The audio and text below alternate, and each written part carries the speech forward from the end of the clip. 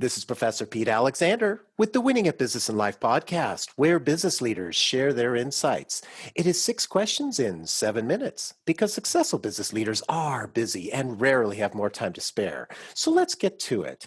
Question number 1. In a few sentences, please tell me who you are and what you do. Thank you for having me so much, Professor. Good afternoon to everyone. My name is Kirti Naik, and I'm a native New Yorker. That's right, actually born here in Manhattan. I love good company. I love ethnic food, but I'm also a passionate marketer, and I'm currently the head of marketing at BNY Mellon Wealth Management. Kirti, it's so great to have you on the show. Question number 2. What is something that makes you smile and or laugh about working in your industry? Oh, many things make me laugh and smile. I think first and foremost, I think the things that give me pleasure are the people. Exceptionally bright, probably the smartest people I have ever met in financial services marketing versus other sectors that I've also worked within. Very bright people there too. But I will say there's a special sauce with the folks in this industry. The other thing that makes me kind of laugh though is our passion for acronyms. Like we like saying things like TPC, TPG, everything's an acronym. And for some odd reason, we think that actually simplifies communication, which we know acronyms do not. No, it's so that especially for somebody that's just a little bit outside of the industry, it's like you're talking a whole different language. So, question number 3. I have a fictitious book with all the answers for business. What chapter would you think most companies should read? First of all, I would love a copy of that book. Um, I'd like to give this a thought for a second. I think 2 chapters, and I'm going to base this on my experience. A chapter that's about being human and driving growth. Mhm. And what I think this will achieve is that you really start to dig into then the focus on the client, but you can't focus on the client without also focusing on your employees and connecting with them and getting them rallying around an initiative or a program or the growth of the company. And so I think those two come in hand, and having a secret kind of code to that would be amazing. The Mhm. other thing is decoding data overnight. Data is a sexy and a dirty word at the same time because data can really help solve your problems, identify opportunities, connect the dots, but then it also can help drive efficiencies and impact. But decoding it is a very cumbersome process. And so when we could figure all of that out, well, boom, that would be Mhm. a great chapter in the book. Oh, I totally agree with you. And, the data, boy, opens up so many other opportunities to help you make efficiencies in the organization, as you said.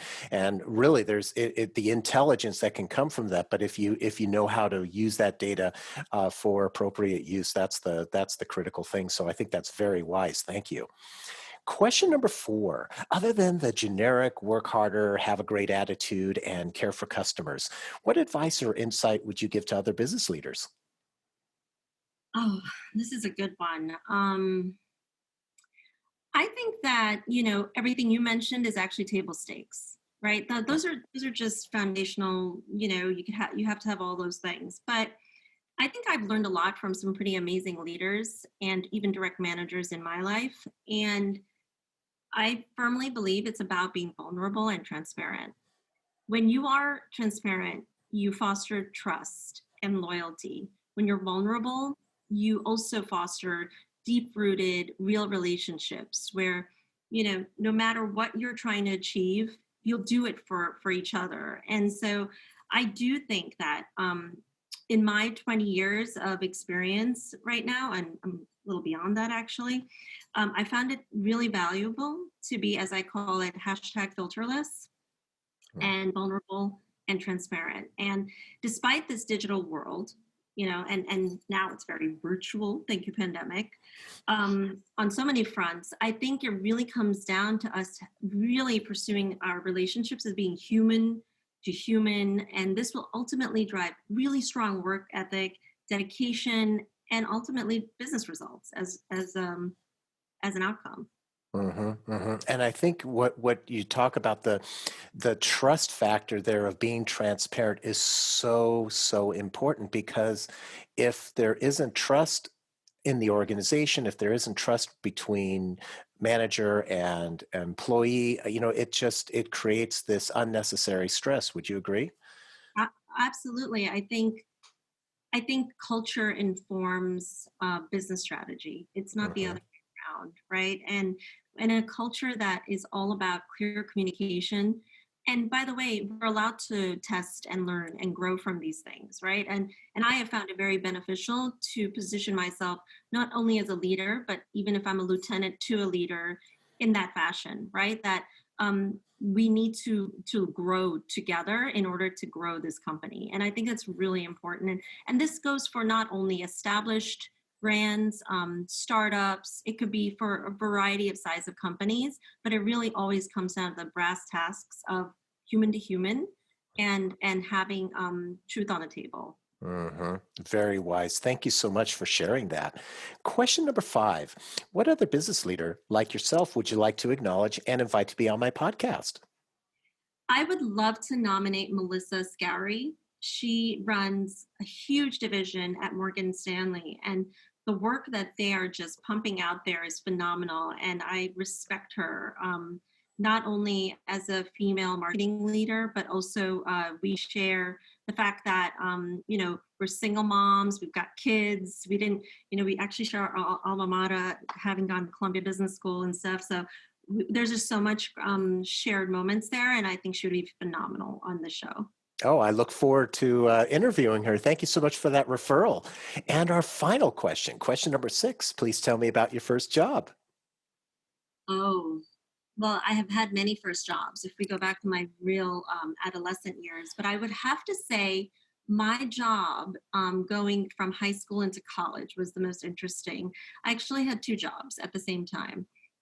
I was actually a video jockey for an Indian video music show on TV Asia. And I would roam around the tri-state area, creating silly topics and editorial topics to interview people on the street, do street polls, and play music videos from Bollywood. But at the same time, I was also thinking I wanted to be a doctor. So I was a medical assistant for an OBGYN, and I really got in there with the doctor. Wow, those are two totally different jobs, and I love how you described the video jockey thing, so that I could picture that. It was really a good story. Thank you for sharing that. And Kirti, thank you so much for being on the show. How can people find you? I am really social. You can find me on LinkedIn. I'm always proactively participating in my colleagues' dialogues. And when I have a breathing moment, I also like to publish my own kind of point of views, Mhm. especially in the world of marketing. And so you can find me on LinkedIn, Twitter, Facebook, Instagram. I'm all over. And the other place, of course, is always at BNY Mellon Wealth Management. Perfect. This is Professor Pete Alexander with the Winning at Business and Life podcast. Thanks for listening. Thank you for having me.